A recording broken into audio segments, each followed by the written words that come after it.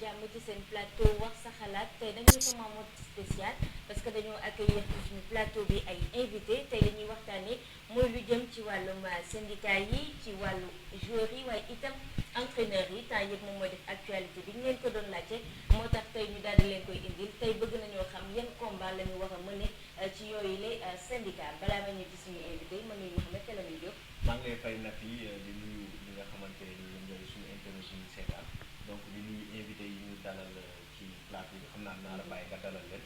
donc par rapport ak ni nga ko waxee syndicat yi nga xam ne ñu ngi koy amal. ñu dalal coach Mansour Sarr ci suñu biir émission nekk secrétaire général administratif et financier foofu nag moo di syndicat des entraîneurs de football du Sénégal coach nuyu nañ la. maa ngi leen di fay waaw Wi Sport vraiment di kontaan lool ci invitation bi ak dëgg accueil bi nga xamante ni fekk naa ko fii vraiment maa ngi leen di maa ngi ñaan yàlla vraiment ñu dal ci émission bu réussir. Amiin merci coach moom aussi c'est min fi itam nekk joueur ci AS Douanes ñoom it ñu ngi waajal li nga xamante moo di seen syndicat xam naa ni amagu fa poste mais après ci kanam dinañu wax ban poste la fa bëgg a jël moom nuyu naa la. waaw maa lay fay di nuyu waa Wi Sport ak képp ku ñuy seetaan ci Wi Sport di ñaan yàlla commencé ko bisimilah rahmaani rahim jeexale ko ci alhamdulilah rabbil alamin 78 150 74 72 78 150 74 72 ngeen bokk ci émission bi posé ay questions yi nga xamante moom ngeen bëgg a xam ci lépp lu jëm ci wàllum syndicat bi waaye balaa ñuy dugg ci débat bi am na ay informations yoo xamante jot nañ ko parce que actualité bi itam dañ koy partagé yu jógee ci CAF Mouhamed Kella mi Diop nga partagé ko ak internet yi ñu doog a dugg ci débat bi. absolument tey la woon mardi 30 juin. donc CAF dafa jël ay décisions par rapport ak li nga xam ne mooy compétition yu waroon am. donc gis nañu ak pandémie bi bëri na ay report yoo xam ne amoon nañ ko ci ay que ça soit. mu nekk les ligues des champions africaines wala li nga xamante ne nii moom mooy coupe CAF donc jël na tey décision ginnaaw bi ñu defee benn réunion seen comité exécutif bi président confédération africaine de football Ahmad def na tey conférence de presse et que annoncé na li nga xam ne moom mooy coupe d'Afrique bi est reporté en janvier 2022 donc mu nekk ñu décalé ko ci un an en tout cas.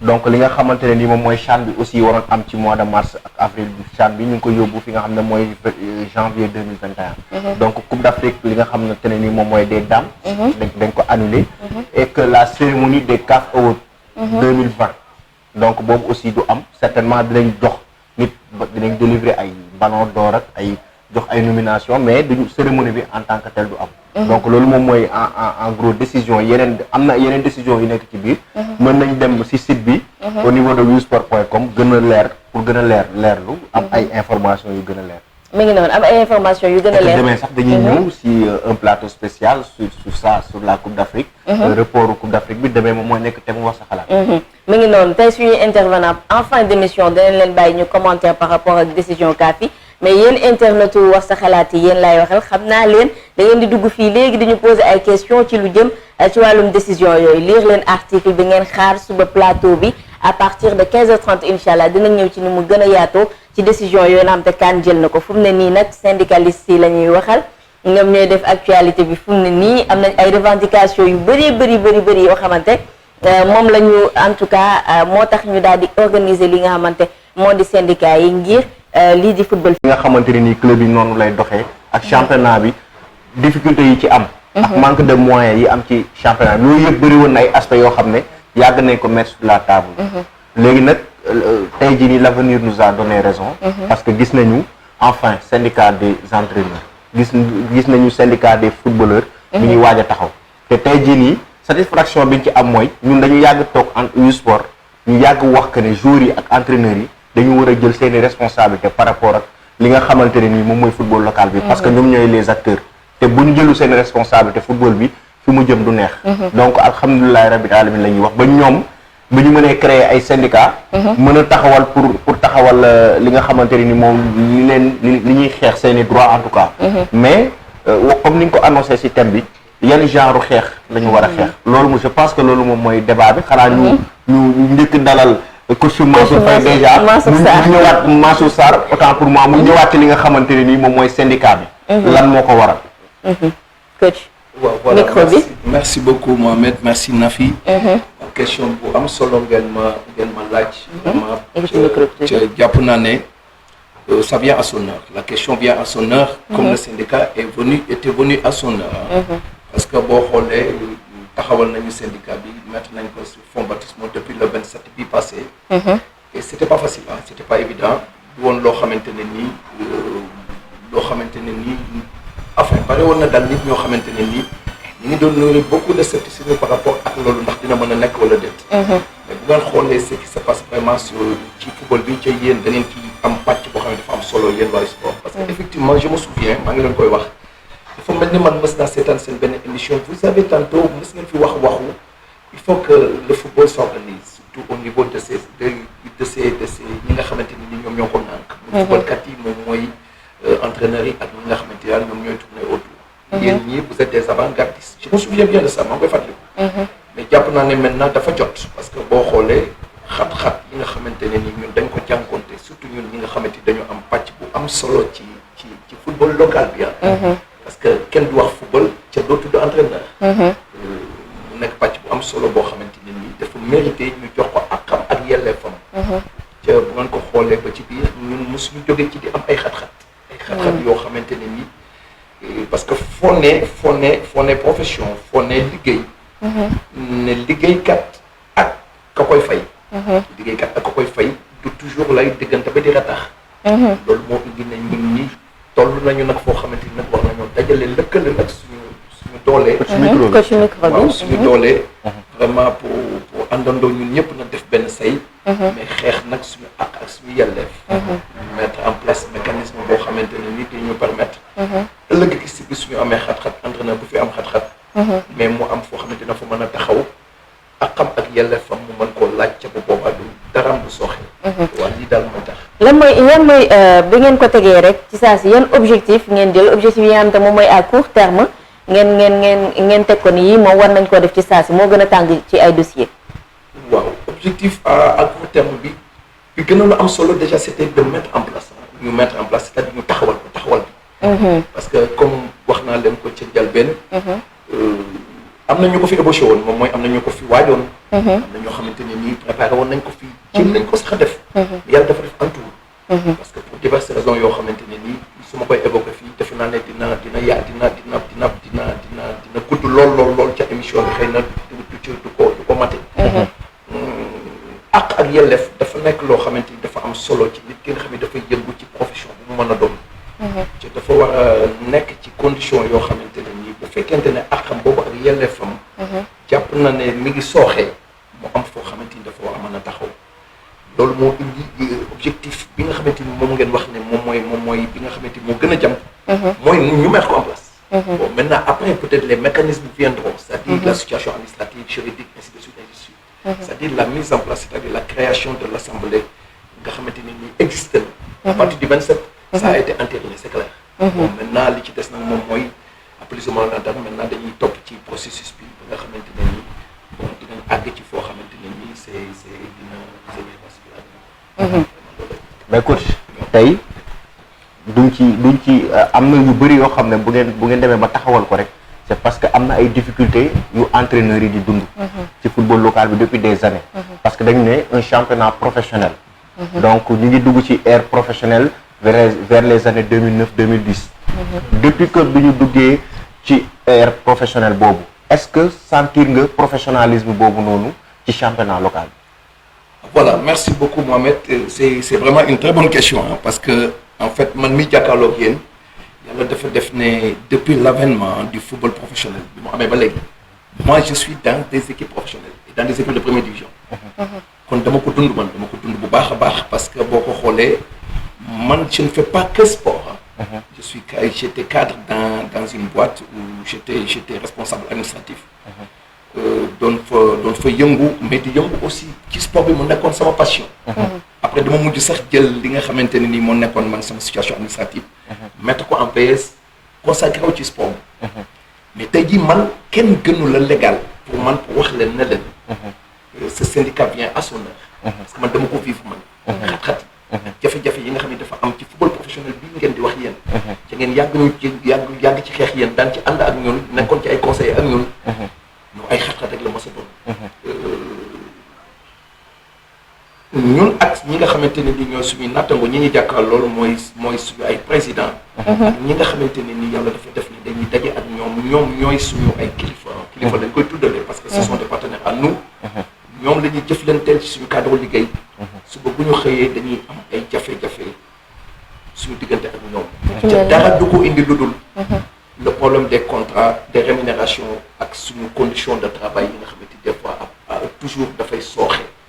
loolu moo tax ñu ne dafa jot na nag ñu depuis avènement football professionnel mën naa leen énumérer depuis 2009 année bu nekk xat-xat yi nga xamante entraîneurs yi mën naa ci recenser yi xoolal actuellement nous sommes à plus de 300 et quelques entraîneurs et qui sont venus spontanément parce qu'ils ont senti qu'à un certain niveau de leur profession mais ñun ñëpp am ci kenn koo xamante ni su jànkoonte ak xat-xat ak jafe-jafe ci cadre liggéeyam ci c'est lié à un problème de contrat un problème de rémunération un problème de conditions de travail waaw lii moo tax ñu ne jot na nag je pense que problème mu entraîneurs yi mooy en même temps problème mu joueurs yi parce que tey entraîneurs yi li nga xamante ne nii ñu ngi koy kaas bëri na ay joueurs yoo xam ne dañ koy kaas j'ai vu des joueurs yoo xam ne signé nañu contrat yoo xamante ne nii club bi respecté wul contrat bi gis naa ay joueurs yoo xamante ne nii dem nañu ba ci biir année bi kenn fayatu leen ay salaire te mujjul fenn donc ñu dalal Momo par rapport ak li nga xamante ne nii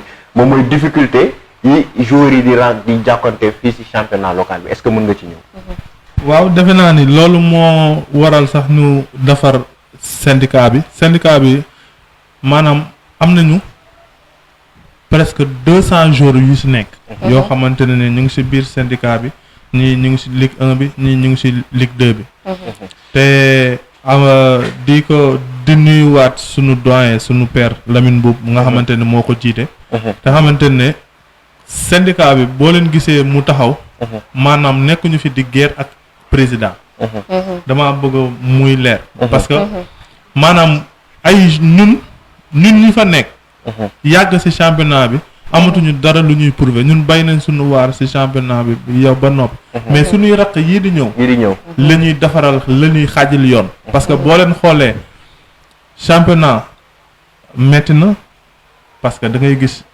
contrat boo xamante ne jour bi xelam du sax xalaat ni warul signer benn papier parce que da ngay gis ni ñoom montant bi rek moo leen intéressé da ngay tegal jour contrat du ko lire du ci am conseil du ci am dara te alors que ni maanaam contrat dafa di loo xamante ne du yombul c'est pas facile parce que li ci nekk moo doy waar ba nga xamante ne du lu waay neex def te dara du la ci fekk non dafa am loo xamante ne maanaam ci biir contrat da nga ko fay lire yow sa ak say élèves yow yaa ko moom yow da nga ko war a xam jour dafa war a xam ak élèves si lu muy yëngu parce que dafa di loo xamante ne maanaam comme lu ko sama père waxee da ngay gis jour boo xamante ne jouewul dootuñu ko fay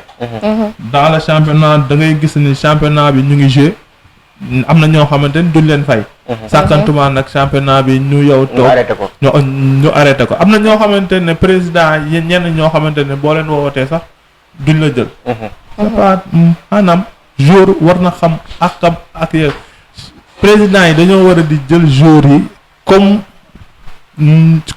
si ni ñu ngi ci biir championnat parce que championnat bi arrêté wuñu ko championnat bi dafay reprendre tey yow say jour di la woo mënoo leen jot tey nga nar a reprendre yow waaw dama jàppoon nangam sàngam non te alors que nii ak yelleef la da ngaa war a fay luy yoon maanaam sa communication sax dafa baax ci lépp looy def ci àddina tey jii tey mën nga ne ah booy temps yi kat waaw dëkk bi nangam sàngam neex nii bu boobaa compréhension yow tamit bu la neexee parce que c'est pas forcé parce que moom moo la signé le contrat bu la neexee ne ah président sama contrat da nga koy fay si nangam ak nangam ak nangam.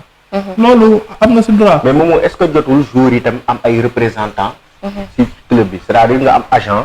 parce que tamit est-ce que jour bi il est obligé tout le temps di nekk. di négocier boppam contrat wala di wax ak président bi. est-ce que am waru am benn agent bu koy négocier. mais loolu mooy yoon. jour da ngay am wéeruwaay. comme entraîneur lu mu amee wéeruwaay Al Amine. gis nga ñun jour ñun yàlla daf ñoo baawoo yombale. parce que ñun suñu ñun nañu signé. maa ngi club nangam rek ñun doy nañu non jour da ngay am sa wéeruwaay. jour waroo dem di signer contrat yow kundum ak président bi kundum non wóorul parce que tey contrat loo xamante ne président bi moo la gën a xam kayit fukki junni yoon. mën na si def lu ko neex doo ko xam. tey jii tey moom mooy nekk si yoon. tey jii tey boo xamul lu la war te nga naan waa président bi daf maa yeb waxumoon lii te alors que ni am na loo xamante ni mu ngi si biir contrat bi loo xamante ni yow xamoo ko. moom xam na ko parce que bind na ko noir sur blanc. tey jii tey bu la leeree ni tey am na koo xamante ne dafay taxaw. xelakat président lii ak lii ak lii ak lii. jour da nga war am avocat jour da nga war am agent.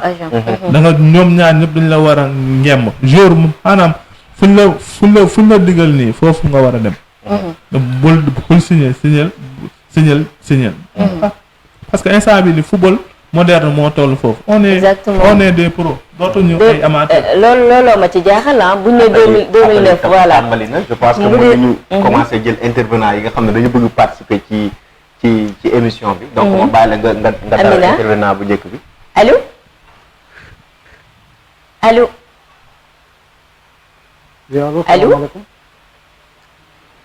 allo sëñ bi yëkkatil sa baat tuuti ñu déggante. yàlla salaamaaleykum. maaleykum salaam. tur bi naka la. waaw man la Ibrahima Dia. Ibrahima Dia yaa ñuy wooyee depuis fan. maa ngi wooyee depuis Gabon taalibe Cheikh Ibrahima. d'accord taalibe Cheikh Ibrahima yaa ngi ci biir. dal ak jàmm ci émission bi yow la ñuy déglu. merci beaucoup waaw dama bëggoon a participer maa ngi nuyu seen invité yi. ñu ngi fay. vraiment émission bi am na solo trop. waaw man dama bëggoon a participer rek pour wax dire que man football sénégalais c'est pas professionnel. waaw ndax boo xoolee c'est pas professionnel man mënuma concevoir ay joueurs ñu wax ne football bi léegi dafa professionnel ay joueurs ñu leen di fay ay 50 000 75 000 je ne peux pas concevoir ça. en plus que joueurs yi tamit amuñu ay agent comme sànq rek sama grand frère ni mu koy waxee joueurs yi amuñu ay représentant ci club bi. xam nga joueur normalement dafa war a xaar sax waaw agent wam ñëw ne ko contrat bi joueur moom warul lijjanti dara affaire contrat yooyu yëpp waru ci lijjanti moom dafa war a ñëw rek ñu expliquer ko ne ko lii ak lii la loo ci xam. mu jël décision quoi.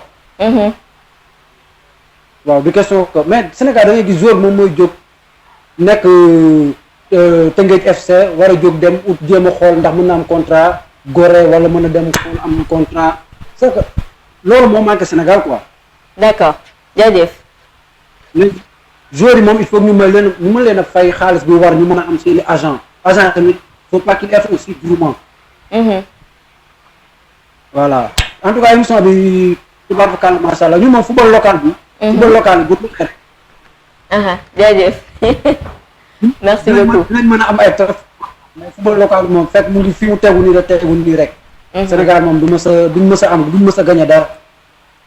d'accord jaajëf talibé Cheikh Ibrahim du ñàkk ñu jëlaat yeneen internautes rek ñu ñaan ku dugg comme ça mu jàll mu def droit au but ku fi fan Marseille fii mu def yow mu def droit au but comme waa Marseille rek comme ça ñu mën a jël le maximum d'appel mais aussi permettre à nos invités ñu wax ni ci yan combat la ñu bëgg a yëngu ñu enchaîner ak keneen Amina voilà ñu delloo ci plateau ci kanam d'accord moom am na lu mu wax léegi lu am solo nee na joueur comme ni nga ko waxee rek dangaa war a ñëw ñu proposer la nga gis proposition bi doy la nga dem fa nga jouer fa mais comme niñ ko mën a seetloo ci yéen ñaar seen intervention yi njëkk. oui appel professionnalisme amul Sénégal allo. allo oui bon. allo salaamaaleykum na ngeen def. ñu ngi fi alhamdulilah Sakho. waaw Sakho la de. waaw Sakho yow moom fan sama say nga de yow moom day gaaw. waaw day gaaw kay. nu mu tudd du ma ci yàgg parce que. du ma wax ne maîtriser naa ci lu bari ci li ngeen di waxtaan ni mais damay ñaan man dama am ay questions yu may laaj rek xam na après syndicat yi dinañ ma ko répondre. d'accord. ministre des sports xanaa moom. budget buñ koy voté noonu. équipe yu ndaw yi ak club yu ndaw yi bokkuñu ci. d'accord loolu benn la ñaareel bi mooy. syndicat bi. syndicat bi ngeen taxawal nii. est-ce que joueurs yi seen bopp xam nañ lan mooy syndicat. xam nga nit ki tamit boo bëggee xeex dara dafa fekk yow ki ngay xeexal mu xam ni yow li ngay xeex la yow ban rôle nga war a jouer parce que syndicat moom mooy andi xaalis ci biir équipe bi syndicat da lay yuuxal. maanaam da lay waxal fi nga mun taw fu sa wax sa kàddu fu mu yeggul. syndicat loolu mooy rôle am mais syndicat bi nañ koy ñaan est-ce que moom am na doole goo xamante ne que ni dina mun a fexe ba club yëpp xaw ma club bu muntu doon biir Sénégal. ñu jéem a fexe ba ñoom club bu nekk rek am benn syndicat boo xamante ne que ni day am représenté. ci ñoom seen syndicat bu loolu da leen di gën a dooleel ñaare bi mooy. joueurs yu mag yi nga xamante ne que ni jot nañ football national maanaam jot nañ football international. nañ gëstu football local bi nekk Sénégal nañ ñu dimbali.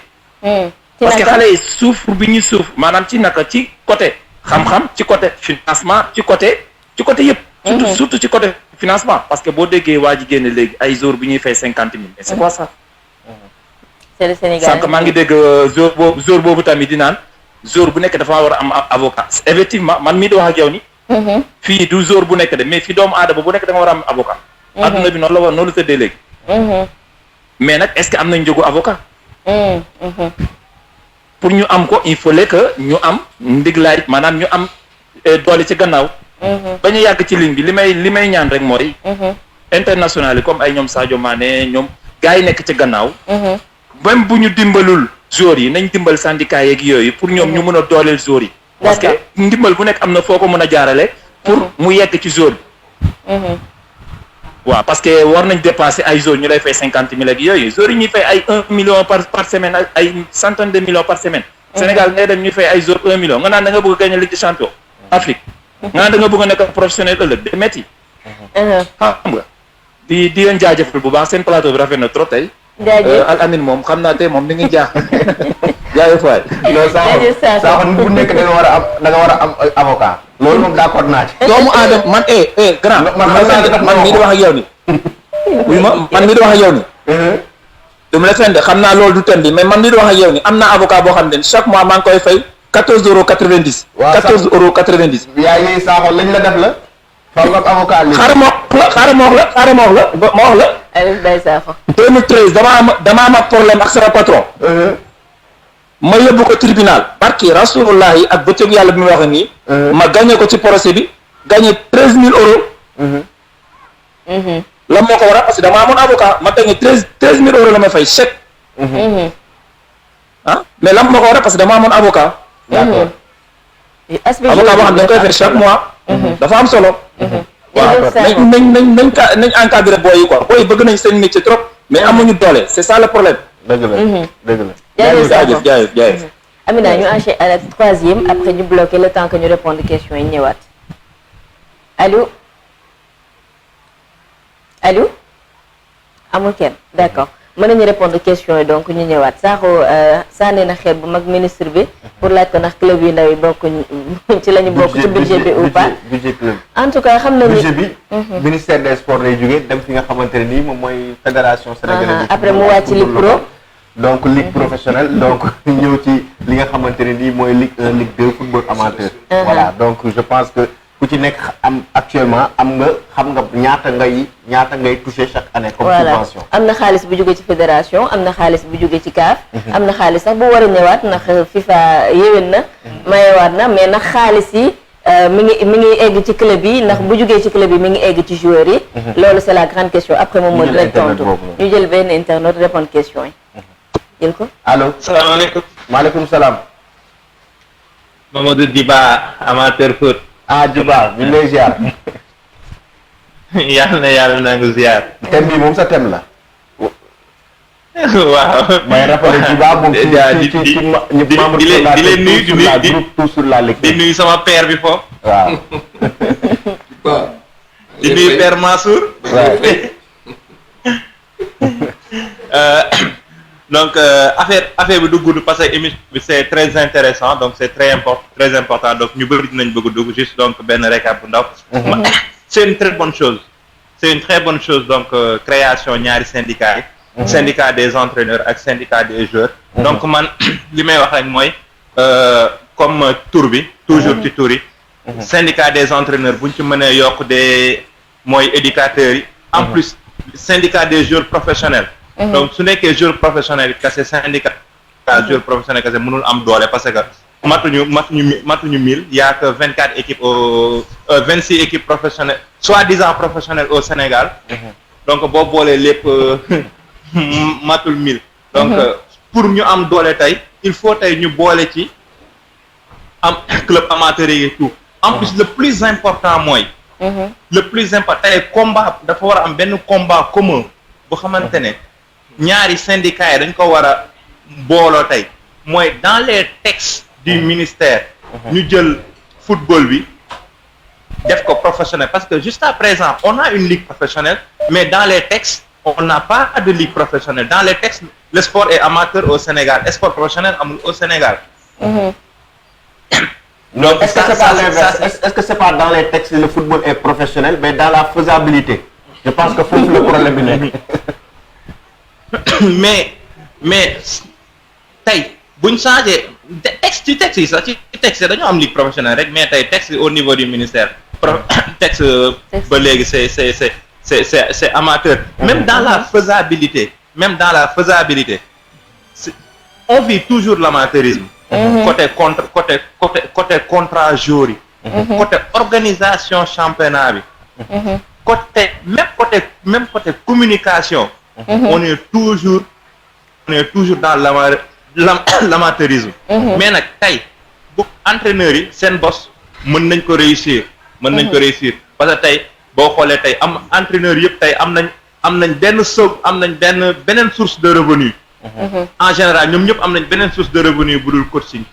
Mais les joueurs est-ce que les joueurs dinañ mën a entendre est-ce que dinañ mën tenir tête seeni dirigeants.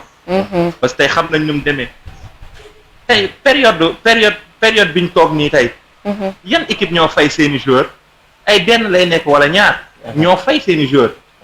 mais tey joueurs yi lan lañ wax ci loolu. tey ligue bi lan la wax ci loolu. ba pare en plus syndicat tey joueurs yi.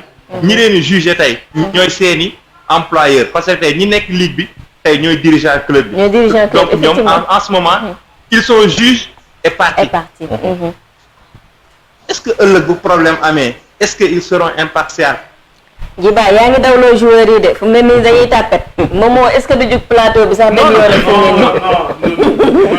ne non duñ tàppet du dawloo da nga leen di mettre devant les faits ñu xam li leen di xaar. exactement foog ñu xam li leen di xaar.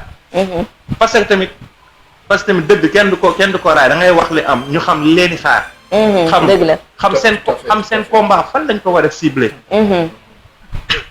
non Momo dina tontu léegi li ma leen di ñaan waaw li ma leen di ñaanal mooy yal na leen yàlla jàmm. yow kay xaaral sa tontu léegi rek. vraiment c'est un bon début. merci beaucoup merci Djiba.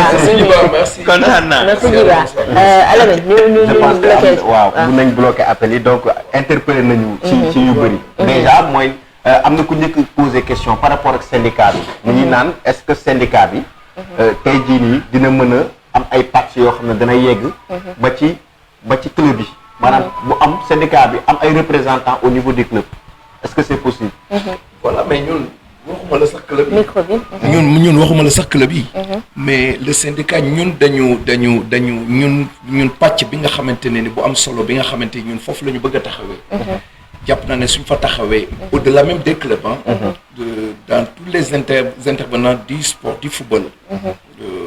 noonu dañu fa war a mën a taxaw am fa part am fa wàll parce que syndicat daf di loo xamante ni boo xoolee quintessence bi c'est-à-dire li nekk ci biir. da ngay xam ne du affaire u caaxaan. parce que y a l'aspect juridique. y a l'aspect administratif. yooyu yëpp dafay interpeller syndicat bi. te bu duggee rek dafay mën na àgg ci foo xamante ne nii au-delà même du championnat bi ñu nekk. au-delà même de la fédération. au-delà même de la CAF. sax day dem. Parce que quand tu es dans un syndicat qui est là, qui est mis en place et puis qui est légal, mais tu as un droit qui interpelle même le tribunal de la tasse. De la tasse. Un dossier qui à tous les niveaux. Tu es content de peut-être que le syndicat. dafa am loo xam lu nekk ci biir loo xamante ni am solo boo xamante ne ni man je me pose même j'arrive même à me poser des questions à savoir comment est-ce que ñun man naka la mën a nekkee man ak man ñu ma nekk un obstacle c'est-à-dire man dafa mel ni man dama doon nelaw bay sama yow pendant toutes ces années 2009 ba léegi absolument parce que là je me dis que man je peux vous citer un exemple man nekk naa ci club boo xamante ne ni le président m'a fait signer 2 ans. 2 ans de contrat. Il m'a fait signer 2 ans de contrat. Pour une certaine somme. Mais nous je fais 1 an. Il change. Il dit qu'il change de staff. Alors là, il m'a même pas. Là, du massacre. Moi, dans le vacances, j'ai entendu par voie de presse que le président, que l'équipe B changeait. L'équipe B, que changeait de staff. Il ne m'a pas appelé, il ne m'a pas consulté, il n'est pas venu vers moi. Je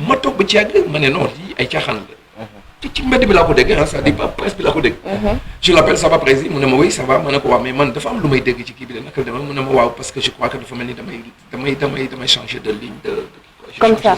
Pour changer de staff, et nous avions signé un contrat de 2 ans et nous venons de boucler 1 an. Maintenant, qu'est-ce qu'il va falloir faire par rapport à nous? Bon, de toute façon, nous aurons l'occasion d'en discuter. Nous aurons l'occasion d'en discuter. Un professionnel, qui a fait liggéey. Liggéey li muy dundale njabootam. Di ci suturloo. Mais loolu menacé wu na déjà ci baat boobu mu wax. Ma kooku déjà noo defaloo nawle. Parce que bu la defoon nawle. noo dina la waxtaan ak yow. Déjà wax la ne la lii ak lii mais ngeen échanger ci. Bi ma bàyyee loolu mu dem. Je suis retourné encore vers lui pour lui dire attendez, à l'ouverture de la saison, non, demain ligue. Parce que moi, demain ligue, parce que parce que maintenant, je ne fais pas que sport. Il me dit que non, tu avais 2 ans de contrat, tu as fait 1 an. Les résultats sont en deçà de quel est le gap. Quels étaient les yow lan nga ma tegaloon comme ne ma fii lii mooy résultat bu ñu àgg ak bu ñu àggul loolu laa la bëggoon laaj la ndax objectif yi bindoon na ko ci contrat les objectifs quels étaient les objectifs parce que dans mon contrat parce que moi j'avais pris le temps de bien voir mon contrat mais l'objectif c'était quoi c'était de faire de telle sorte que l'équipe soit maintenue en première division et nous étions dans cette dynamique à mi-championnat vous me dites que tu débarques le staff. Man daal noonu lay def quoi. Ma ne ko d'accord bon léegi maintenant man sama contrat na lay def il me reste 1 an de contrat mu ne ma léegi loo bëgg ñu def ma ne ko mais da ngay fekk. Il m'a dit que man amul lu ma fay kenn je dis que amul loo fay kenn. amul loo fay kenn non je suis man télé la jàkkaarloo. amul loo fay kenn. Et tu es allé négocier un autre contrat avec un autre entraîneur. Et vous voyez le comportement que. L'injustice. C'est pas général, parce que là, dans ma carrière, j'ai rencontré vraiment des présidents adorables. Des gens bien, ils sont honnêtes. Non, à droite, à gauche, moi je me suis dit que mais attends, man, ça m'a donné d'une soirée. Ça m'a dit que parce que man, li nga xamante moom laa yaakaaroon. di ci dundal sama njaboot. ki ma ko seqaloon. nee na ma lii kat. Dootuma ko fay pendant 1 an mu nekk un manque à gagner parce que je ne m'étais pas préparé vraiment pour liggéey leneen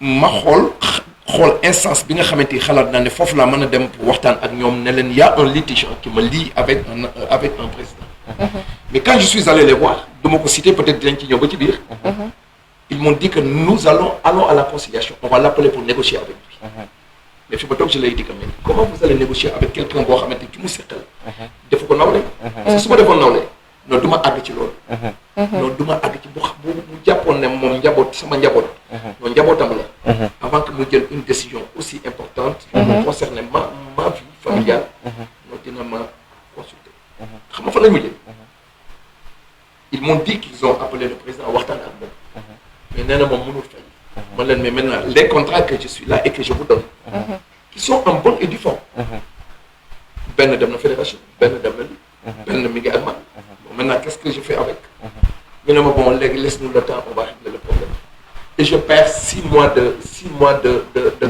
salaire à raison de 250 000 francs prime yi ñëwul ça fait calculer ko ça fait presque plus d'1 million et quelque non bon maintenant su ma jógee foofu man est-ce que waruma am appréhension par rapport ak l'honnêteté xoolaat sama bopp pour vous dire que le syndicat vient à son heure maintenant boo gisee li tax li ngeen ma laaj léegi maintenant fii ngay xamante ne ni ñun ñi nga xamante ni dañu créer syndicat bi non nous avons réfléchi nous avons mûri ce projet on a pris le temps sans pour autant que les gens nit ñi xam ne ñun ñi ngi doon yéen ko doon def ci suuf non comme ni ko joué ay mag yi jëm ñoo fa nekk ce sont des cadres qui sont au niveau du coaching c'est des cadres qui sont là-bas nit ñoo xamante ne ni ils ne font pas que sport il y a des juristes il y a des enseignants qui sont à un certain niveau ñeneen ñi ngi liggéey qui sont dans le journalisme et ce sont des entraîneurs diplômés mais ñooñu mais dañu am xalaat xam nañ li ñuy def on a pris le temps nous avons pris toutes nos dispositions par rapport à la faisabilité c'est-à-dire dina mën a nekk wala du mën a nekk nous avons consulté la situation juridique administrative ba ñu xam ne loolu mën a nekk et nous avons commencé à travailler gis naa ni Tassirou Diallo moom ngeen jox lépp lu jëm ci wàllum contentieux waaw Tassirou lañ ko jox toftal ko Touré ak ñeneen ñi nga xamante ay mag lañu ñoo xamante ne nii xam nañ ci ñoom xarañte ki xeex ak protéger yelleefu footballkat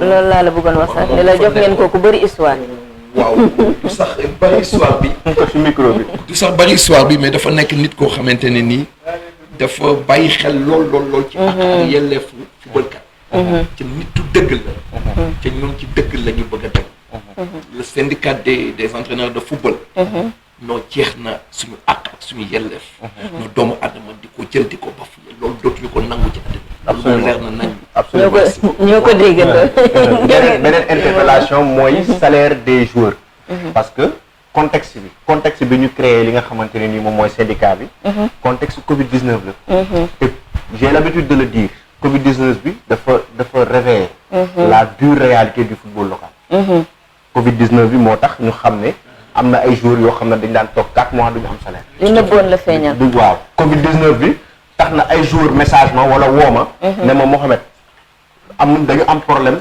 location dañu am problème ak suñuy salaire mais tey jii nii mënuñu ko wax parce que buñ ko waxee dootuñu jouer wala club bi dàquñu moomu certainement moo ma gën a xam li may wax bëri na joueurs yoo xam ne sañuñu wax parce que na fi réalité bi mooy joueurs yi nga xamante ne nii ñoom ñooy wax mooy ñi nga xamante ne nii dañu am seen talent wóolu seen talent mu leeral ne club bu ñu mënti dem dañuy jouer mais ñi ci ëpp mënuñu wax parce que bu ñu waxee duñu jouer club ba ci jour boobu la ñu leen di dàq. mais ni ñuy attaqué ñun ñii sax ngay xam ne may ñu jàmm joueur def naa fi interview ak Pape Sassi Diallo Pape Sassi Diallo m'a fait savoir que ne bi Covid bi dugg see Sénégal mois de mars ba léegi le tollé qu'il y a eu voilà c'était avec vous Pape Sassi Diallo jotul salaire am Pape Sassi Diallo wax loolu ne jotul salaire am club bi def acharnement sur nous pour nous dire que ne non ñun dañ leen waroon consulter avant de sortir l'interview man leen en journalisme on a le droit de sortir l'information après dem vers vous pour équilibrer mais vous nous imposez pas de sortir les deux informations en même temps loolu bind ñu ko fenn ci benn amul benn règle journalistique bu wax loolu kon tey jii nii je pense que mënuñu dox ci maye nit ñi c'est impossible moo tax ma bëgg interpeller Momo ci par rapport ak club yi seen joueurs yi ci pandémie bi ak difficulté yi nekk di dund actuellement difficulté bi bëri na ay joueurs yoo xam ne kenn fayu leen salaire Djiba wax na ko sax non mais boo xoolee loo gis rek am na exception nee naa la même budul pandémie bi y a certains clubs yoo xamante ni duñu fay salaire pandémie bi ñëw mu gën a yokk du yoon maanaam joueur moo xamul li ko war moom ak président damaa signé sama contrat man Momo Cissé de man laa wax man président bu ma signé contrat dañ ma fay sama xaalis parce que xam naa parce que am nga ku la représenté xam naa ki may représenté te xam na këyit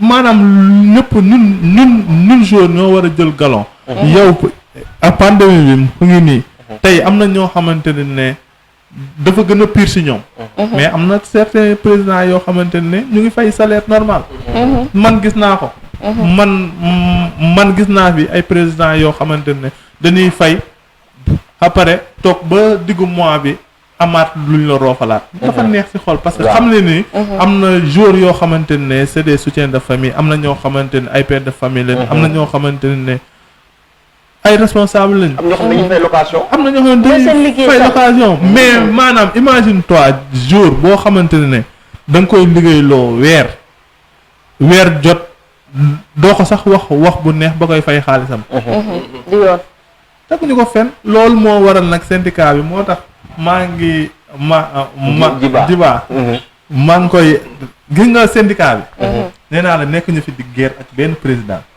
day leer président mënul dem sans jour mënul dem sans président tey bu desoon ci ñoom kase équipe du taxaw dañuy soxla ay cadre dañuy soxla ay ndaanaan bu ñuy gisee syndicat jour jëluñu rek moomoo moo nekk doon kii moo nekk fii kii moo nekk non non dañoo jël jouru Ligue 1 ak Ligue 2 am équipe bu nekk am nga fa représentant équipe bu nekk am nga fa ñaar wala ñett représentant mais loolu doy na ci syndicat tey am na ñoo xamante ne syndicat des joueurs tey amul lenn lu ñu manqué mais joueurs yi nekk ci équipe réserve mais dafa metti ci ñoom joueurs yi nga xam ne ñi ngi évoluer en temps normal coach joueurs yi nga xam ne ñi ngi ci équipe réserve bi maanaam ñi ngi signé nañu contrat 3 ans par exemple ci club bi mi ngi mais jour bi joué na 3 mois ñu gis ne jour bi actuellement nekkul ci forme ñu jëli yóbbu ko ci équipe réserve wala jour bi entamé na ci équipe réserve bi jour boobu moo gën a dee moo ci gën a souffrir parce que moom non seulement kenn xamu ko billaahi joué wul mais kenn du ko fay te maanaam du yoon parce que il a signé un contrat de professionnel maanaam instant dañoo génn ci amateur football Sénégal moo génn ci amateur kon bu ñu génnee ci amateur dugg ci professionnel rek maanaam instant bi ni dafa tout doit être professionnel mais est-ce que du loolu tax tamit ngeen yemale syndicat bi ci joueurs professionnels yi amateurs yi parce que lii boo moytu beneen syndicat tam mën na am syndicat des joueurs amateurs boo xoolee am na sax ñoo xamante ne gi nga syndicat des joueurs bi am na avocat am na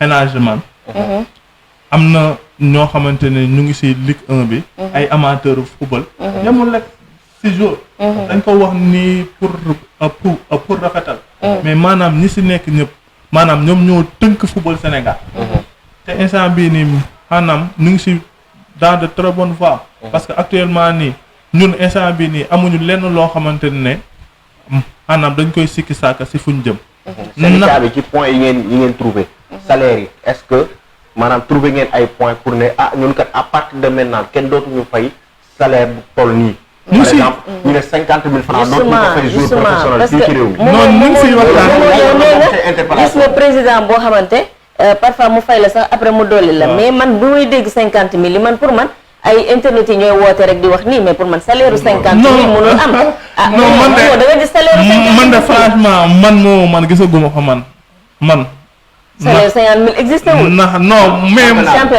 non mais mën naa am mais man boog gisaguma ko ñi dul jouer pour yow ñaata lañ leen parce que maanaam gis nga loolu li mu lay wax rek maanaam ñàkk entourage bu baaxul la xam nga tey mënoo fi nekk jour nga signé kon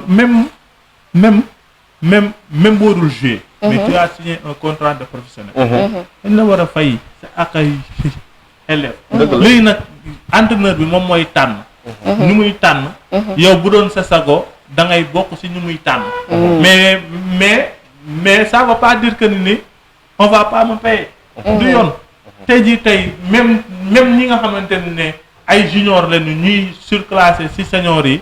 dañoo signé contrat professionnel dañ leen war a di fay. am na ñoo xamante ne mën nañu nekk ci saison lëmb duñu bokk ci 20 yi. loolu ñooñu laay wax. ñooñu gën a dee. mais ñooñu tey yoon la seen àq ak seen yelleef la ñu fay leen seen salaire parce que ñoom ñoo signé contrat professionnel. kii di jouer première journée ba 26 journée. ak kii jouewugul première journée ba dernière journée. ñoom ñoo bokk lu ñu am benn différence moo ci am. prime de match. kese moo ci war a bañ a am. parce que boo jouewul mënoo am prime. mais bu dul loolu fin du mois bu jotee le 3 bu jotee tak Madior buy jouer titulaire. ak Madior ak Fallou Ndiaye bii nga xamante ne jouewul ñoom ñaar ñoo war a bokk parce que dañoo signé contrat professionnel. contrat bi. loolu li mu wax ni am na solo. je pense que coach am na c'est lu valable aussi pour gis nga ñoom coach. dafa am lu ma leen bëgg a dolli la. micro bi. parce que boo xoolee. depuis l'avènement du football professionnel 2009 2010. dafa am ñaari mbir yu dugg si ci football bi yoo xamante ne nii. dañu ci bàyyul xel. parce que dañ ne dañu génn ci amateurisme bi ne dañuy dugg ci professionnalisme bi. mais soo nee professionnalisme boo nee professionnel rek. no contrat am. parce que y a quelque chose qui lie. loo xam ne moom mooy identifier le professionnel. quand on parle de professionnel, mais il y a la profession. Et quand on parle de profession, il y a une prestation de service. Et toute prestation de service, boo gis dafay am rémunération dafa am lu muy àndal. mais loolu muy àndal aussi dafa am fu ñu ko war a tënk. li ko tënk lan la contrat. contrat moo koy tënk. waxtaan ba jubóo ñu ne lii la ñu fayante wala lii la ñu def. mais léegi contrat boobu dafa mel ni nañu ko defee wala na nga xamante ni moom lañ ko war a accompagner noonu la ñu war a àndee ak moom. moom moo baaxul ba nga xamante ni depuis avènement football professionnel bi. moo indi xat-xat yi ak lënt yi nga xamante ne ni tey footballkat yi ñoom moomu ñi ak entraîneurs yi moo ñun ñi ñu ngi ko jànkonte ci football bi. parce que boo ñaar yooyu boo ko waxee boo nee professionnel. day daal di am droit ci syndiqué wu. parce que contrat moo ko lié ak profession bi ca boo nee contrat ñaari nit ñoo koy seq. wala ça dépend ci ñu koy seq. ca ñooñu dañuy ànd wala ñu bañ a ànd. bu ñu àndee xayrul mais bu ñu àndul il faut impérativement ñu am loo xamante ni mooy indi lenk pour ñu mën a daje pour waxtaan ba jubóo. mais supposons que léegi ñu bañ a jubóo. qu'est-ce qu'il va falloir faire s'il y a pas de mécanisme su amul foo xamante ni dañ fa mën a teg seen tànk. ne fii kat war nañ faa mën a taxaw bu fekkee ne waxtaan nañ jubóowuñ. bu dul loolu mais day am ku lésé wu. parce que moo gën a néew doole. looloo fi bëri. waaw moo gën a néew doole. maintenant maintenant heureusement que les gens ont pensé que y a urgence. Nous quand on prenait la décision de mettre en place kii bi nu mu tëddee encore le syndicat. mais nous n'étions pas encore prêts. mais on s'est dit qu'il faut y aller il faut foncer. il faut y aller il faut poser ces jalons là et ba pare ca dañuy dem. mais dañuy dem. et nous avons pris les devants nous entourer de garanties. Maintenant le syndicat est là. Il y a des contrats. Il y a des entraîneurs. Le link est là, ils sont 3. Maintenant c'est à eux de voir. Et là ils sont directement interpellés. C'est vrai moom moo la dit. aucunement du benn yoon boo xam ne ñun xalaat nañ ne ñoo deen jàmbarloo ak président. parce que nag ñoom ñooy suñu bailleur ñoom ñooy suñu interlocuteur. ca nag dëgg nag bu ñu ko mënee. non daan na rafet. il faut toujours la forme. parce que des fois nit ki du joxe lu mu amul. mais quand il y a la forme. xat-xat mën na bañ a am. mais bu amul ba pare wax ja neexul ba pare des fois mu metti lool. mais foofu nag la ñuy amee problème. wala boog nga xalaat ne kii mën na. mais deful. mais léegi ban fan fooy teg sa tànk. lii rek la moom. d'accord balaa ñuy jëlaat yeneen internet yi nga xam ne ñi ngi woote bu fekkee dafa am ñeneen ñu bëgg dugg ci débat bi mën nañ leen bàyyi. ñu dugg ci appel yi. donc dafa am émission bu ñuy def fii bu tudd carrière brisée. carrière brisée dafa pour waxtaan ak joueurs yi nga xamante ne nii championnat bi lañ nekkoon seen carrière brisée. génne nañ fi interview ak Mame Abdou Ndoye. léegi vendeur de flipperie la. maanaam fëgg jaay la yor. Léo Gomis attaquant la woon nekkoon na équipe nationale locale léegi ay ginaar lay jaay. ñooñu ñëpp ci championnat local bi lañ nekkoon. yaakaar ci football bi. bu yàlla def tey jii nii bi ñu demee waxtaan ak ñoom seen carrière li ko brisé lan lañ lay wax. club bi. li mu ñu daan fay baaxul. club bi ay problème rek la ñu mujj découragé arrêté football. arrêté football ñii pour dem jaay nekk jaaykatu ginaar wala jaaykatu fëgg jaay naam ay métier la sax. mais tey jii nii yéene wuñ ko kenn parce que yaakaar lañ. yaakaar bu tas la moom est-ce que syndicat bi tey dina taxaw pour accompagner joueurs yi nga xamante ne nii maanaam tey bu ñuy dem bay découragé pour bàyyi football syndicat bi ne leen kaay leen ay sportif ngeen am ngeen talent. mais. lay jël appel boobu. après ñu ñëwaat ci question boobu. allo allo. allo. allo oui salaamaaleykum. waaw maaleykum salaam. sëñ bi na nga def tur bi naka la. man Ismaïla Diame maa ngi di woo depuis Italie. Ismaïla depuis Italie yaa ngi ci biir émission bi yow la ñuy déglu. waaw maa ngi rafetlu seen émission bu baax a baax. jaajëf merci beaucoup. di rafetlu tamit thème bi bu baax. jaajëf. ndaxte ñun yëpp jàll nañ football local. mais dafa de li nga xam ne daal vraiment dafa triste. réalité bi nga xam ne joueurs yi ñu ngi koy dund. waaw yaakaar naa ni changer gestion bi dafa jot. waruñu nekk toog ne waratuñu toog di xaar naan dañuy xaar di wala diw. comme suñu père moom lu mu koy waxee. joueurs yi si boppam ñoo war a jóg vraiment def seen syndicat comme nuñ ko débuté nii actuellement. ñëpp nañ leen fekk si ñu mën a xam xeex seen ak seen yelleef. te boo xalaatee ñaata jours ñoo dem retraite au Sénégal. amatuñ lenn luñ def. amuñu benn terrain fu ñu mën a tabax sax seen kër.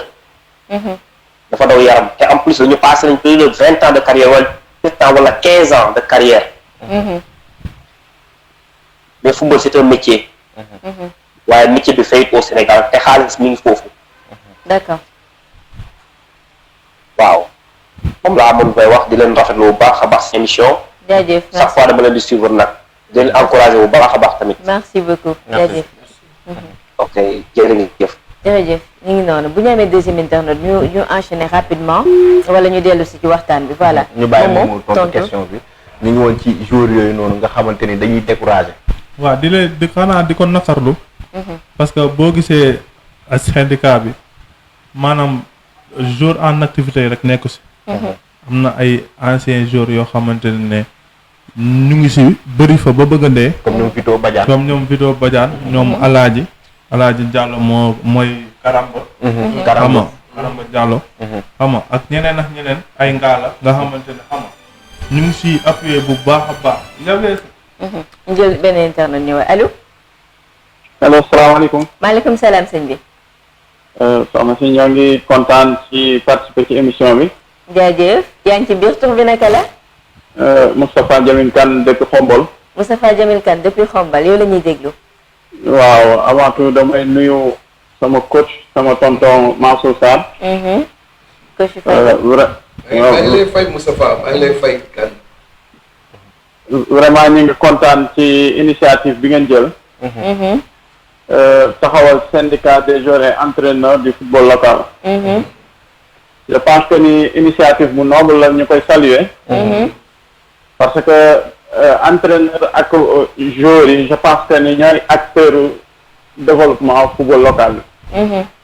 donc seet ni ñuy fexe ba seen àq ak seen yelleef ci biir sport local bi. ñu taxaw ko bu baax. vraiment nekk na lu am solo. di wax nag ni yoon wi dina gudd lool te metti mais le plus difficile est déjà fait quoi. fexe ba syndicat bi taxaw. donc li ci des rek mooy fexe ba jàppale joueurs yi ak entraîneurs yi. pour que ñu am seen gëdd ci sport local bi. d'accord incha allah. vraiment kontaan nañ trop ci émission bi. merci Moustapha. ñu ngi leen di remercier vraiment.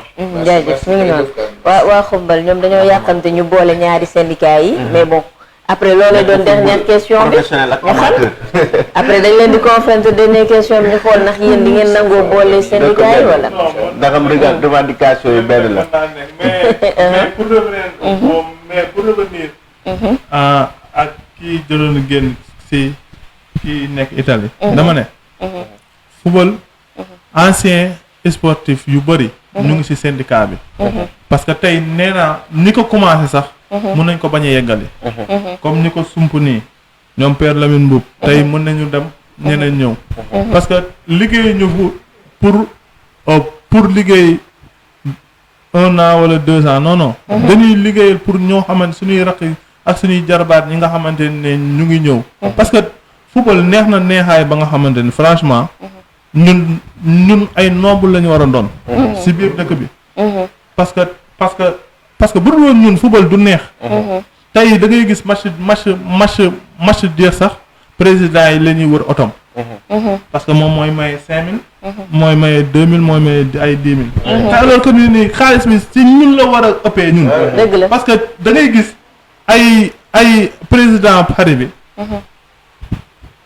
mais ay Neymar dañuy ñëw day daw si ñoom day daw si ñoom parce que xam ne te pourtant ay milliards la koy fay tey jii tey ay maanaam dañu war a xam lu ñu yor ñun valoriser joueurs yi parce que ñun xëy naa ne du ñu n'importe qui dans le milieu tey footballeur tey dañ ko war a fonk man de xel xalaatul président du ma respecté sama xel xalaatu ko parce que dama lay jox li nga moom ba jox la loo xamante ne sax waruma la ko jox pour rek bañ nga revendiquer ma dara parce que lépp war a doon pro nous sommes des pros on travaille comme des professionnels parce que ñun ñoo ko fi wax ñun ñoo génn ci amateur dem ci professionnalisme kon dafa war a feeñ ci ak ci pàcc bu nekk tey am na loo xamante ne tey dañ koy naqarlu parce que amoon na ay talent ya nga xamante ne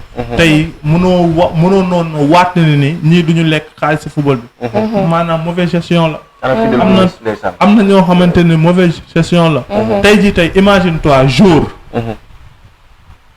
yow yaay entraîné yow yaay joué yaay utal sa bopp contrat léegi boo dem utalee lépp yow nga ñëw président bi na la non mënoo koo dem parce que lii parce que laa mënu koo signé contrat à l'étranger waaw mënu koo dem parce que voilà dama la soxlawaat xam laa soxlawaat nangam sàngam ñu mel ñu defal la limon pàccal la après boo amatul njëriñ ñu bàyyi la fi ut sa morom mais tey est-ce que tey boo amoon gestion bu wóor boo xamante ne dafa nekk sa ginnaaw tey jii tey loolu noonu dina la dal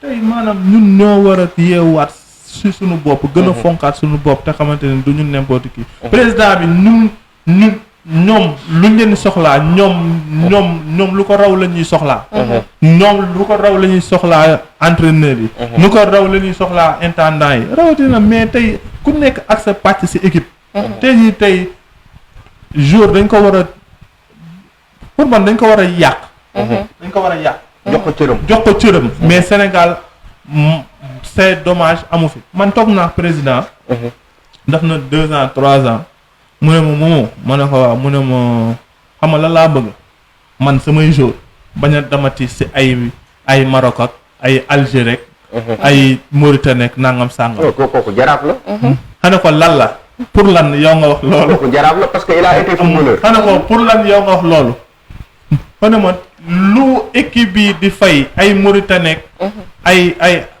ay Maroc ak Algérie man moom laa bëgg di fay pour samay jour di fi toog parce que dama fi bëgg a yore équipe boo xamante ne waxuma la Sénégal Afrique lay téye xam nga tey maanaam kooku mu ngi si beneen level ambition mu ngi si beneen ambition maanaam ne wute na nag ñoo xamante ne de ma yombee la ñu bëgg dem jëli jour nawetaan fay ko 75 000 fay ko 70 000 bàyyi fii jour boo xamante ne dafa confirmé tey jii tey boo xoolee ñu si bëri boo waxtaanee ñoom dëgg buñ la waxee ñooñu la du ma nangu mukk ñu may tëkkaleeg ay joueurs nawetaan. dëgg la.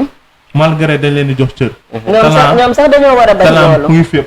comprends nga mais tey defe naa ne ni am na loo xamante ne respect. dafa war a am si diggante président yi ak joueurs yi. tey am na loo xamante ne boo nanguwul sa morom day nangu. loolu moo ñu sonal nii loolu yàpp Sénégal. loolu moo ñu sonal. 75 minutes boo ko bañee sa morom a koy da koy jël. da koy jël nekk si aya nekk si lu ko neex.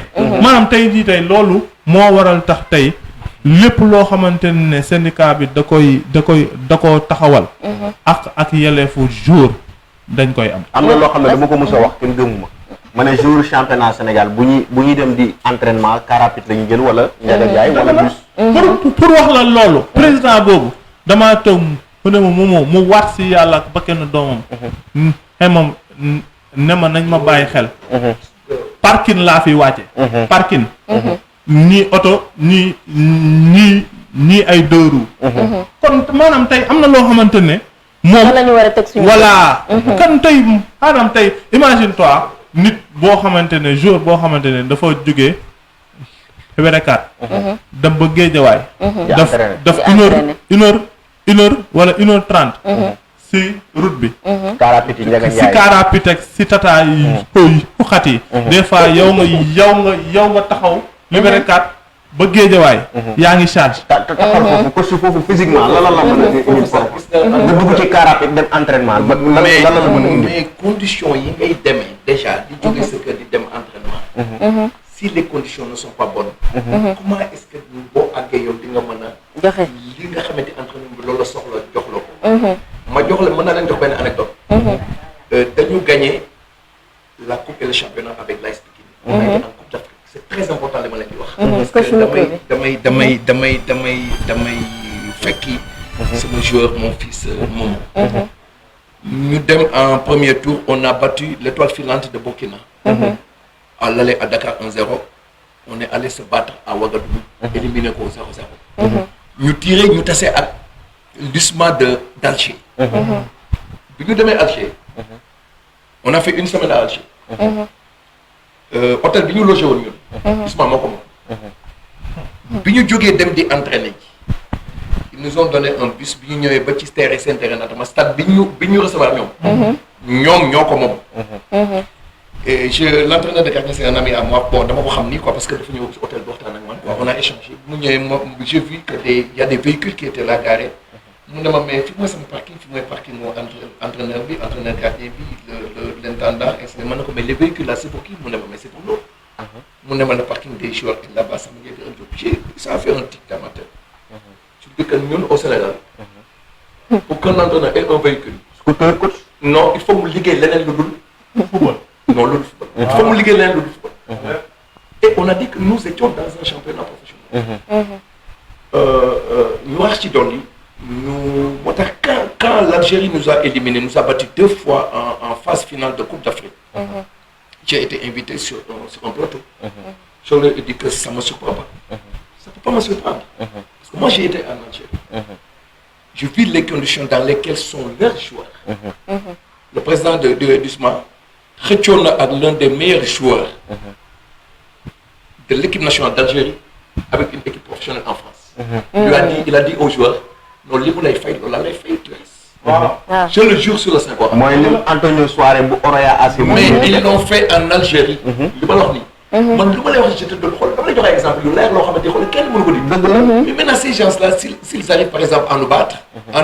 j'ai dit 2 fois dans une phase finale de Coupe d'Afrique. te teguñu ko fenn. nous avions les meilleurs joueurs nous avions la meilleure équipe. mais ils vont nous battre. xam nga lu tax. dafa am lu ci nekk loo xamante ne dafa dépasser sa cadre football. ak bi yàlla te am na loo xamante ni mënul wax mën a nangu loolu. c'est comme une religion. non ko mën a nangu football ñàkk la. daf gis nga moom jàpp bi nga yor sa kër di liggéey ak moom. bu ñàkkee ñàkk. dafa am solo dafa doy waar. ba nga xamante ne ni boo ko fayul rek. day am incidence ci sa dundin. mais kon Algérie mais war nañoo mën a gagner ñoom. dégg nga quand j'ai dit sur le plateau mais moi j'ai défendu cette thèse je l'ai dit que mais l'Algérie va nous battre. on joue une 3e fois. l'Algérie va nous battre. gars yi dama mel ni tax ma leen fii laa ko teg. mais les gens m'ont dit que effectivement fii ko teg foofu. parce que loolu moo nekk. ils ont mis des mécanismes. boo xoolee un joueur algérien mais saa waay bon li muy foole la ba. non Fentech moo yow Sport yaakaar naa nekkoon nga ko si dëkku naar yi. waaw li may lu sama père di wax nii. dama koy dëggal suñu match contre Berkane Jaraaf Berkane.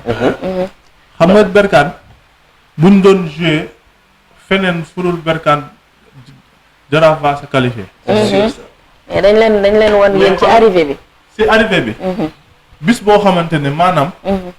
man buñ ma doon fay sax du ma si dugg. ay fin de fer lañ ko doon taxee fin de fer nii fin de fer. ay bis boo xamante ne bu dawee 10 mètres day panne.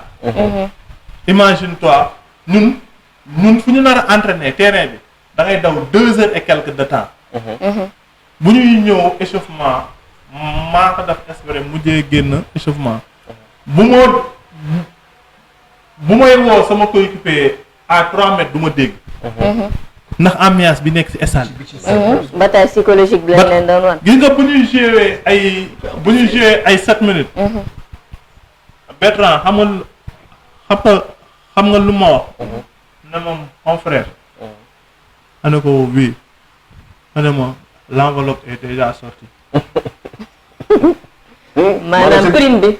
non xoolal maanaam jënd nañu ba jënd arbitre bi ñun. joué nañu 11 minutes. ñu am 4 cartons jaunes. 11 minutes 4 cartons jaunes maanaam lépp loo xamante ne ndam da leen koy jaral. ñoom dañ koy def. tey jii tey est-ce que tey damay Jaraaf. ak Wydad. bu ñuy gagné fii Wydad 3-1. Wydad est-ce que waroon na rëcc fii. ah. dernière minute. bal arrêté. bal bi gars yi mbëkk ko muy dem si camp yi arbitre fin. waaw si boobu ñoo ko def direct. yéen a ko def direct. waaw ah. penalty boo xamante ne. dëgg la imaginaire. lu ko neex yow la. Cheikh Omar Aidara sama copain naan la a tiré a sifflé au penalty. parce que man après benn président si guddi si daf maa woo parce que xëy na ma taalibe Cheikh noonu la may woowee ne ma taalibe Cheikh. xalawal xam naa ne mënoo yoon xalaw suba naa la may prime ndax xam naa ne sonn nga te méttitul nga prime bi rëcc la maanaam imagine toi man looloo tax si li ma gën a jógee Jaraaf si la bokk imagine toi ñun ñuy dem Coupe d'Afrique Jaraaf toog ay 7 ans ou 10 ans damul Coupe d'Afrique ñun nar a dem gañ sa morning dañ koy man loolu laa wax ma ne match bi duñ ko def ay à toi à moi ay gala non gañ sa morning amul ma dem te ñëw bu arbitre bi sifflé ñun dañu ne Jaraaf moo gañee tout court ku ne nekk si jàmm ñu ñëw ñu ne prime 100 000 ma dóor si table bi ne leen ndaw na loolu ñun jéewuñu ak ay Sonacos ak jéewuñu ay Pikine imagine toi Kuruki laa la Kuruki Togo la nekk Togo bu ñuy dóor fii Kuruki xam nga ñoom retour bi xam nga ñaata lañ leen tegal 5 millions ku nekk maa ngi fàttaliku bi ngeen di gagné par série est-ce que du yaa dugal gagné bi maa dugal quatrième penalty mu ngoog imagine toi Kuruki laa la wax de Kuruki ba tey fédération tey joxagul xaalis bi club bi maanaam Coupe d'Afrique maanaam dafa di loo xamante ne football bi dañ non franchement ñun dañuy saboter ñun maanaam dañuy nekk fii nii xam nga di jouer rek di dem di jouer nii après limon la ñuy doon ñu ne ndeysaan ak moo ko mënoon pour lan demul te alors que ne ni maanaam lu si condition yu ñu war a teg condition de travail yu ñu war a teg dañ ko fa tegul après par la suite bu ñuy jouer ak Berkane président bi dafa yëg loolu ne prime 1 million jour prime jour bu nekk 1 million mais bu jour boobu kenn nalawul gi nga président bi à table xaka wax à table bu ñu yéegee dañu réunion sunu biir ñu tëju sunu biir ne leen boo ñu fontoo 1 million saa waay dooy caaxaan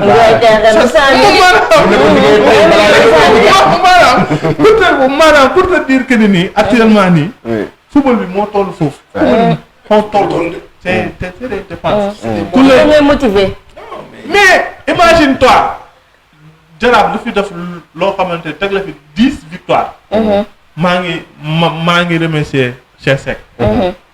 mu ne moom boo leen doyulul du ma doyal. waaw. prime bu match bu jot. boo leen gagné yow ma dolli. waaw. jour non instant dama dem yow ba yërëm ko parce que. ay prime 60 000 70 000. te xoolal booy gagné amitié wala foo mënti gagné nga dem siège mu jox la ko. tey jii imagine toi tey benn équipe bu Mburok Soble yi yow dañ la téye. dañ la téye. équipe bu boo xalaat ne la 70 000 mu ngi lay xaar samedi soir. am na club yoo xam ne 10 000 la ñuy joxe. 10 000. nga desante ak ñoom Sonacos moom laa doon maa ngi nuyu sama café Souleymane Diallo. ok Souleymane Diallo dañoo joué fii Jaraaf Sonacos. ñu jël 2e Sonacos jël 3e ñu réewee ko 2 points buñ ko gagné yóbbu ko 5 points. 3 journées des ñu ne ñu prime 70 000. gars yi waa Sonacos nekk fa di rey seen bopp Souleymane Diallo ne ma booy prime ñaata ngeen am mu ne ma ne ko 70 000 xana ko yéen mu ne ma 10 000 dama koo saaka ma ne ko boo fi boo leen nekk fii di rek wala moom mais maanaam mais 3-1 lañ leen yóbbu maa la ko wax dem de la 10 000 francs Sénégal du nank dem waaye non dem nga jël encaissé dëgg la imagine toi mooy àgg ñu lay fay. non c'est que Cheikh Seck li mu nekk. après loolu résultat dafa xam ak football.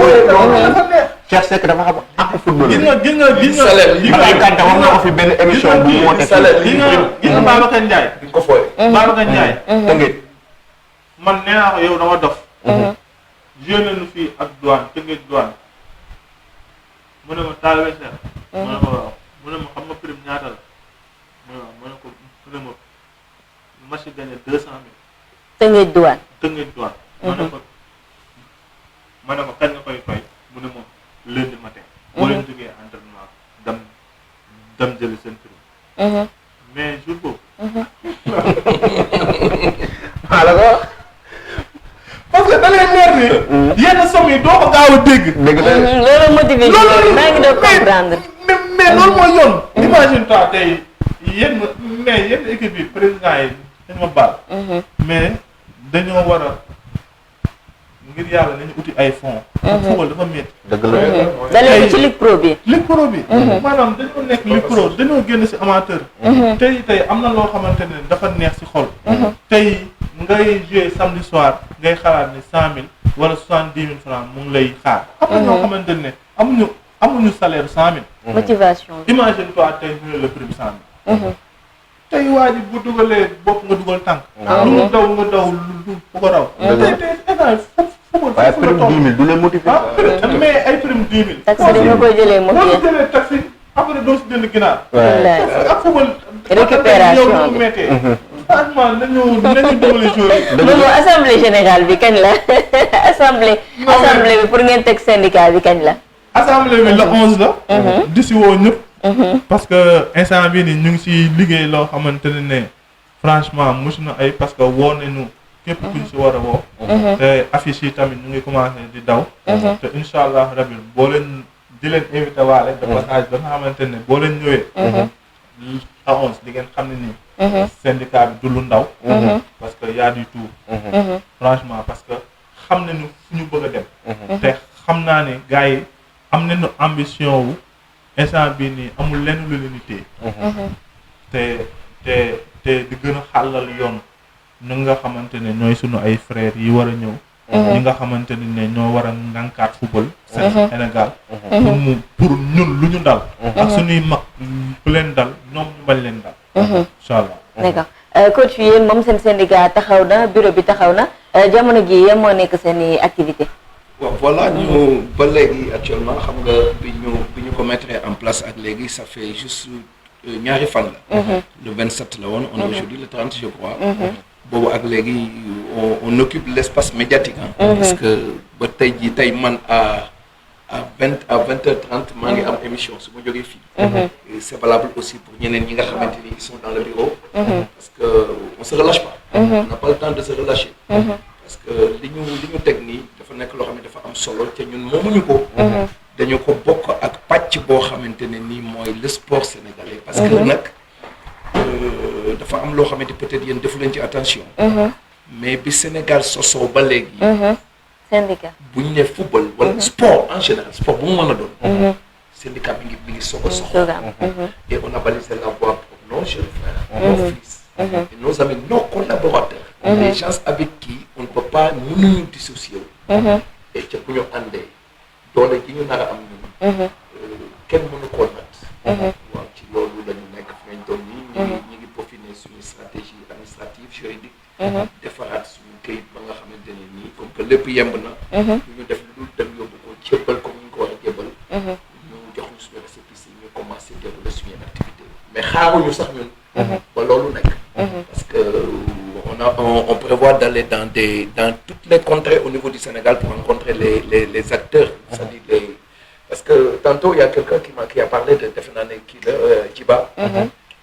posé na benn question bu am solo boo xamante ne da nga ko xaw a occulté. éducateurs yi. il a dit que pourquoi on a dit syndicat wu entraîneurs yi de football du Sénégal sans pour autant que ñu dugal ci. mais c'est une question qui a été soulevée en réunion on a cogité là-dessus. waxtaan nañ ci lu yàgg mais ñun dañu jàpp ne tout entraîneur est déjà éducateur. te ñoom ñu ngi ci biir. ils sont dedans. L'entraîneur il est éducateur. Tu ne peux pas être entraîneur sans autant que tu sois un éducateur.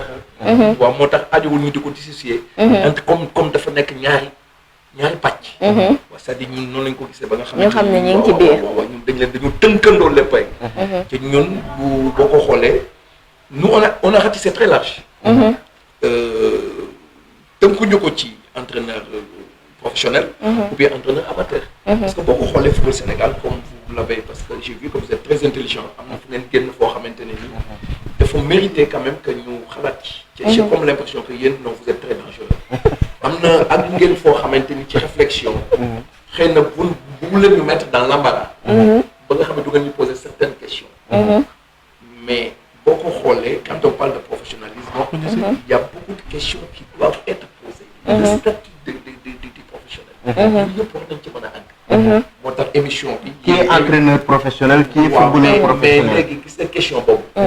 non dugal ma ko duma ci tontu tey. boobu ça fera peut-être l'objet de notre débat. loolu gis nga syndicat des entraîneurs de football du Sénégal. fii mooy seen kër. waaw tout à fait. loolu ça je le sais de l'accueil que j'ai eu. dëgg confirmé na ma ne vraiment fii suñu kër la. parce que waaw dëgg ma ci nattable wu ma ci ne. on sera toujours les bienvenus. léegi ay épisode lay doon. dama kontaan tey parce que tey le fait que ma jàkkaarloo ak ñii nga xamante ni pàcc lañu boo xamante ne dañu am solo lool ci xam nga dafa am lu nit ñi deful attention. le football en général li muy générer ci emploi. amul benn entreprise bu koy générer ci Sénégal. amul kër goo dugg ci Sénégal ca fekkoo fa koy football. il est dans l'amateur. il est dans le professionnalisme. amul fenn fooy dox ci Sénégal. ba société di ba am benn société wala benn structure bu lay employer plus de 1000 personnes. amul. nous drainons le football draine c'est-à-dire à partir des joueurs des intervenants c'est-à-dire ñëpp ñi nga xam ne ñu ngi yëngu ci biir soom. mais kenn mënu ko quantifier. c'est pas possible mënu nekk. kon état bi. waroon nañoo gën a góorgóorlu ci bàyyi xel ci sport bi ci football bi en particulier. li moom wax dafa am solo. gis nga am na yeneen dëkk yoo xamante ne nii il y a des mécanismes qui sont mis en place ba nga xamante ne nii joueur bi su demee ba nga xamante ne nii am na akam ak yelleefam ci li nga xamante loolu lañ koy fay. mënu ci jot. donc duñ ko bàyyi noonu.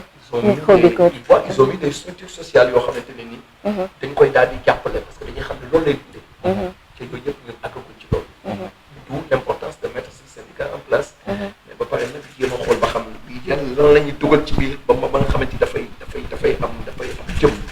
coach ma bàyyi la nga nuyu sa collègue yi tàggu leen nuyuwaale Anta aussi sa fans club Anta bi. waaw mais maa ngi sant bu baax a baax. micro bi coach. di kontaan ci invitation bi. vraiment je n'attendais pas moins de Wisport. Wisport.com. waaw moom suñu kër la. ci yéen vous parlez que ci yéen da ngeen a bëgg football bi. man c'est pas maa ngi leen di wax ne leen c'est pas la première fois man di leen suivre. ci kanam ngeen di jëm parce que ni ngeen di accompagner football bi nii. su ngeen gisee ne ñun ñi ngi organiser wu. yéen da ngeen war a kontaan. parce que am na foo xam bu ñu fa àggee. dañuy ànd ak yéen. parce que fu nga ñëwoon nañ leen ci ñun bu ñu demee ngeen dem. suñu demul du ngeen dem. non loolu moom maa ngi sant aussi sama xarit yi. di ñaanal yàlla sama syndicat bi bi juddu. vraiment mu am tànk yu dëgër.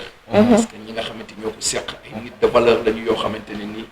maa ngi saluer au passage sama secrétaire général Badara Sarr. ñoom Aba Talib. ak ñeneen ñi nga xamante ne ni ñoo àndoon ak ñoom ci liggéey bi mu metti lool nag.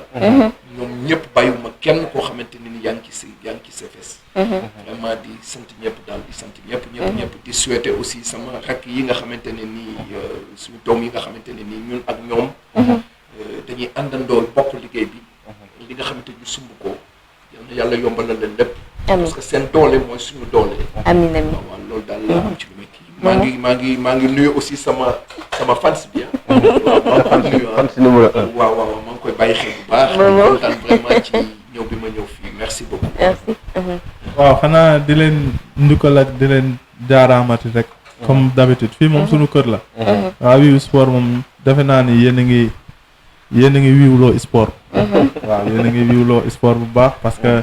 yemu leen rek ci football yéen a ngi koy tasaare fu ne. di leen ñaanal yàlla wasal fi barke. yokk xéwal yi mu saan baawan. di nuyuwaat sama gars yi nga xamante ne ñu ngi ci syndicat bi.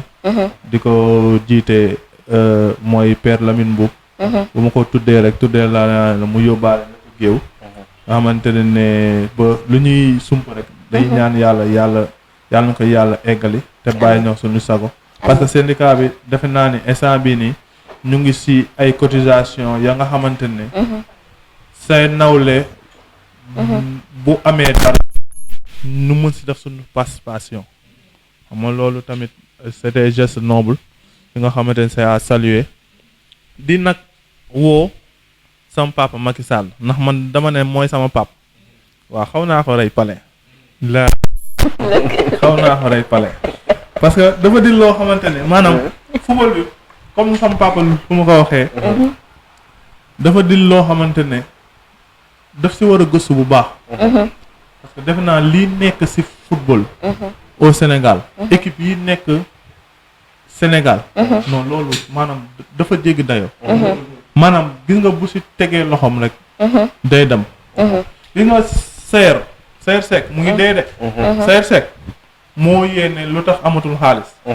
ndax Ligue Pro mënu ko fay mu koy rembourser Ligue Pro di tëj parce que mu ngi ci def loo xamal mu ngi ci jël ay millions di ko ci dugal maanaam instant bii nii pour lan muy jël ay millions c'est le président tey son excellence ñu ngi koy woo de passage tey lu muy jàppale feneen ak feneen na ñëw jël ay milliards dugal ko ci football bi parce que tey football bi lu mu mën a indi ci réew kenn mënu koo indi dëgg la da ngay xool pendant Coupe d'Afrique bi xoolal maanaam dëkk bi lu mu yànjee Wiw Sport di fi def plateau yu doy waar keneen ak keneen mais xoolal dëkk bi yàlla nag moom mooy dogal waaye imagine toi coupe bu duggoon biir Sénégal dëkk bi nan la war a mel mais loolu dafa neex ci xol tey waroon na mën a jël ay milliards ne maa ko subventionné football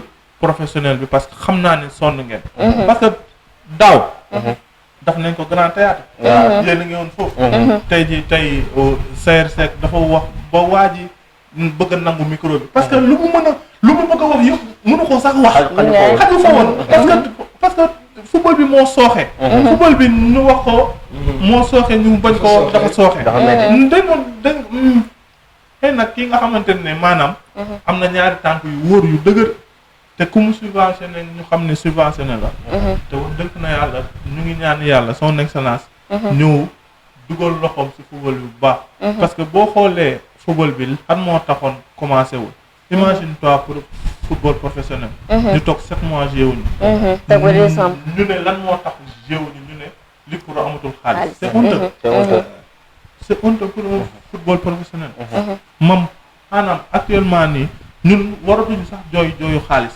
parce que yàlla mu ngi suturaal. premier nation football Afrique Sénégal la. tey ci classement africain. classement africain. ñu ne Sénégal ñu ne footballeur ñu ne ñu ngi jooy xaalis. mën ta nekk. ñu xoolal suñu bopp. mais dañoo war a xoolaat suñu bopp. dañ si ñëpp dañ si war a jàpp sponsor yi nañu ñëw duggaat si club yi ñu dooleel club yi. xam nga joueurs yi tamit yàlla dafa leen ñoom ñëpp jàmm. ñëpp képp koo xamante ne yàlla suñu borom. da lay jaarale si football. maa ngi lay ñaanal yàlla suñu borom ubbil la ba nga yëg ko. lépp li ngay yéene sa bopp yéene ko sa morom ndax yéene néeg la borom a say fanaan. jaajëf taalibe Cheikh. Elamine ba bàyyi la nga tàggatoo. waaw bon na fi di tàggu di remercier sunu invité yi. donc di leen remercier si seen disponibilité. di tàggu li nga xamante ne nii moom mooy sunu internautes yi rek. di leen wax ne li ñu doon waxtaanee. moom mooy football local bi. condition de travail yi nga xamante ne nii moom la entraîneurs yi ak footballeurs yi di jàkkoonteel. et que mu nekk loo xam ne situation yu difficile la. parce que père le doyen Abdoulaye Diaw dafay wax l'équipe nationale c'est l'émanation des clubs de cœur, des clubs de foot. Donc si les clubs se portent bien, l'équipe nationale s'en porte que mieux. Mais c'est pas le cas au Sénégal parce que au Sénégal dañu gis ne les clubs souffrent, les joueurs souffrent. Tey ñii ay soutien de famille lañ. ñii amuñu ku leen dimbali. ay ñii Nafi je reçois beaucoup de messages des joueurs. yoo xamante ne nii dañuy amuñu lu ñu fay location. ay joueurs yoo xamante ne nii ay soutien de famille lañ dañu seen famille si ñoom la ñu yaakaar pour dund. ñu nekk ci championnat bi amuñu salaire. depuis pandémie bi ñu dugg see ba léegi. ay joueurs yoo xamante ne ni ay jeunes lañu seen famille ñu ngi ci région yi ñoom ñu ngi installé wu fii Dakar mais ñu ngi souffrir ñu ngi ci ay conditions yu difficiles.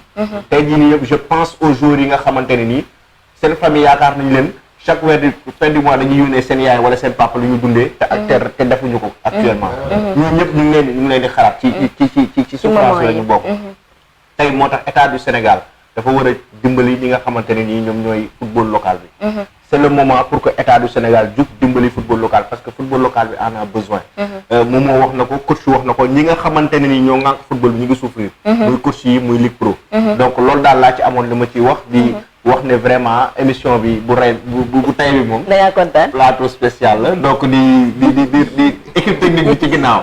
équipe technique bi maa ngi leen di remercier ñi ci ginnaaw. mi ngi noonu ñu ngi remercier bu baax encore une fois suñu invité yi ci seen disponibilité di remercier aussi ñëpp ñi nga xamante yombalal nañu réalisation émission bi équipe technique bi comme ni ñu koy waxee mais itam ñi nga xam te yombalal nañu contact yi je pense beaucoup à Alain Mendy mi nga xam te yombalal nañu contact yi au niveau du syndicat des entraîneurs remercier aussi joueurs yëpp yi nga xamante tout le temps dañuy am confiance yu sport di partager ak ñoom yéen yoo xamante mooy seen i projet yoo xamante ñu ngi ko def ñu ngi leen di remercier ñëpp di xam ne di leen xamal ni bépp sportif boo xamante yaa ngi Sénégal wala nga nekk biti réew yu sport dina topp sa actualité daal di koy gën a fësal ci li nga xamante moo di système bi parce que ñun kat looloo ñu fi tax a toog sportif sénégalais mi ngi noonu ñu ngi leen di jaajëfal ba suba incha allah ñu wax ci kan bi nga xamante waa CAF dañ ko daal di reporté ba 2022 à demain incha allah à partir de 15h30